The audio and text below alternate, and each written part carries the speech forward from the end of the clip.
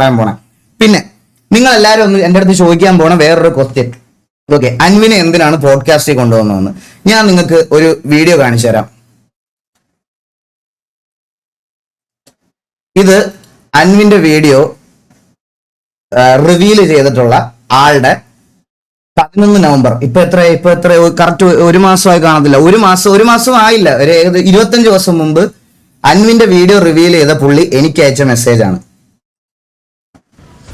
ദിലീൻ bro നമസ്കാരം. നമ്മളൊരു podcast ഇങ്ങനെ സ്റ്റാർട്ട് ചെയ്യാനുള്ള ഒരു പ്ലാനിലാണ്.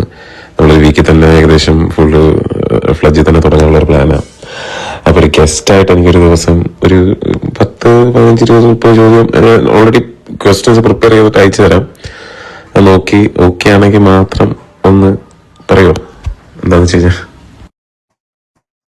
പുള്ളി എനിക്ക് അയച്ച മെസ്സേജ് ആണ്. ഞാനിത് പുള്ളിയെ കളിയാക്കാൻ വേണ്ടിയല്ല കാണിക്കുന്നത്,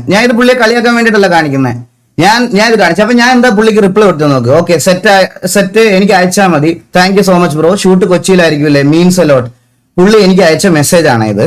ഞാൻ ഇത് കളിയാക്കാൻ വേണ്ടില്ല. വൈ, എന്തുകൊണ്ട് പുള്ളി എനിക്ക് മെസ്സേജ് അയച്ചു പോഡ്കാസ്റ്റിൽ വരാൻ? എന്തുകൊണ്ട് മെസ്സേജ് അയച്ചു എന്ന് വെച്ചാൽ, ഈ പറയണത് പോലെ ഒരു സ്ട്രീമർ എന്നുള്ള രീതിയിൽ ഒരു റെക്കഗ്നൈസേഷൻ എനിക്ക് ഉള്ളതുകൊണ്ട് പുള്ളി അതിനകത്ത് എന്നെ ഗസ്റ്റായിട്ട് വിളിച്ചു. എനിക്കും സെയിം ബ്രോയുടെ അടുത്ത് ഇത് തിരിച്ചും എല്ലായിടത്തും ഇതേ പറയാനുള്ളൂ. ഇത് കണ്ട സൈന സൗത്ത് പ്ലസ് പോലെ റെപ്യൂട്ടഡ് ആയിട്ടുള്ള ഒരു ചാനൽ ചെയ്ത് ഫെയിം ആക്കി വെച്ചിരുന്ന ഒരു ക്രിയേറ്ററിനെ ഞാൻ എന്റെ പോഡ്കാസ്റ്റിൽ കൊണ്ടുവന്നതിൽ എന്താണ് തെറ്റ്?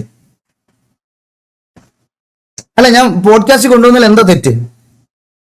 അപ്പൊ പുള്ളി എന്നെ ഇൻവൈറ്റ് ചെയ്തതും ഇതും എക്സാക്ട് സെയിമാണ്. ഞാനും ഈ സോഷ്യൽ മീഡിയയില് ഫെയിമും ബാക്കി എല്ലാ കാര്യങ്ങളും വെച്ചിട്ടാണ് പുള്ളി ഇതിനകത്തോട്ട് ഇൻവോട്ട് വിളിച്ചത്.